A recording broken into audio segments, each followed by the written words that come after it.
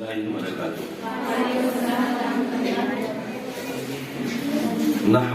ونصلي على رسوله الكريم اما بعد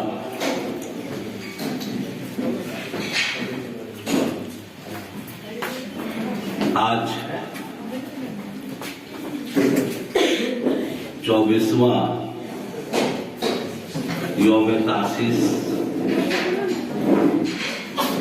فاطمہ گرلز اکیڈمی منا رہی ہے۔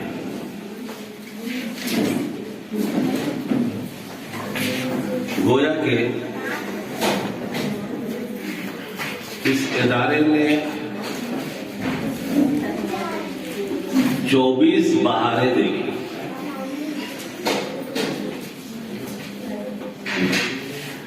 وہ دن میں نہیں بھول سکتا کہ بڑی توجہ اور بہت ہی کوشش اور انتھک کاوشوں کے بعد 3 طالبات نے ایڈمیشن کرائے تھے۔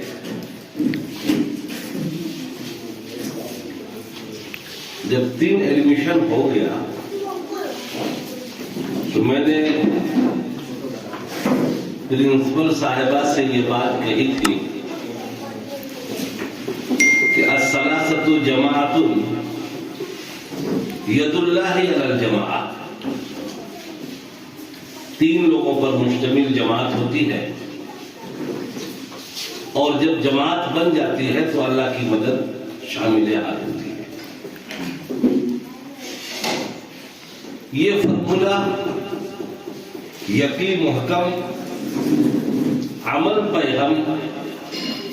محبت فاتح عالم، جہاد زندگانی میں یہ ہے مردوں کی شمشیریں۔ گول پر میری نظر تھی۔ الحمدللہ بڑے یقین کے ساتھ، مثبت سوچوں کے ساتھ، مثبت ارادوں کے ساتھ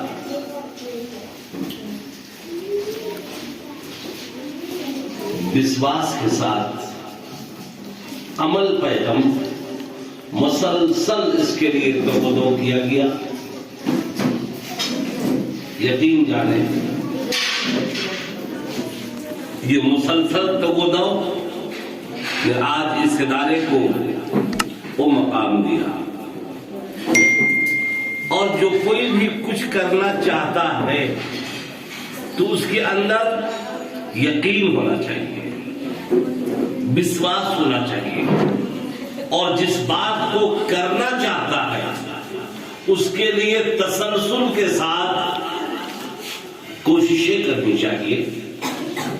ایک وقت آئے گا کہ منزل اسے سلام کرے گی۔ میرے اچھے بھائیوں، یہ ایک حقیقت ہے۔ اللہ جس سے چاہتا ہے کام لیتا ہے، جتنا چاہتا ہے اتنا کام لیتا ہے، اور تاریخ اس بات کی گواہ ہے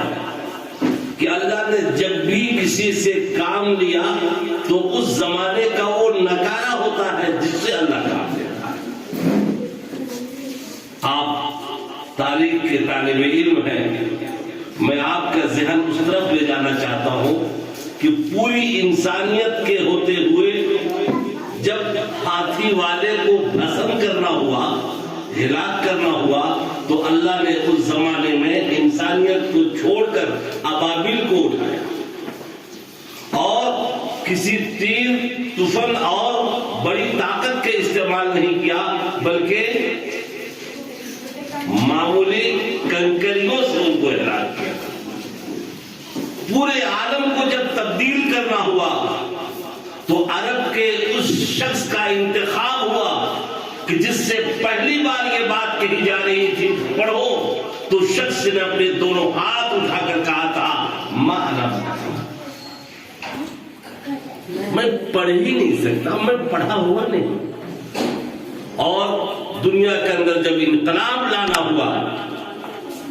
تو اللہ تبارک و تعالیٰ نے اس ان پڑھ شخص کا انتخاب کیا اور اس سے پورے عالم کے اندر تبدیلی لائی۔ میں بھی اس سرزمین کا ایک نگارہ،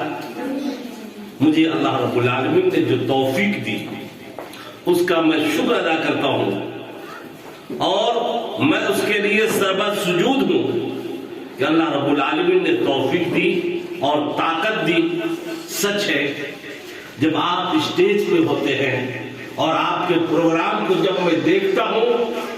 خدا کی قسم مجھے یقین نہیں ہوتا کہ اس ادارے کے بچیاں جنہوں نے یہاں تعلیم حاصل کی، جن کو بولنا نہیں آتا تھا، وہ ایسی باتیں کر لیا کرتے،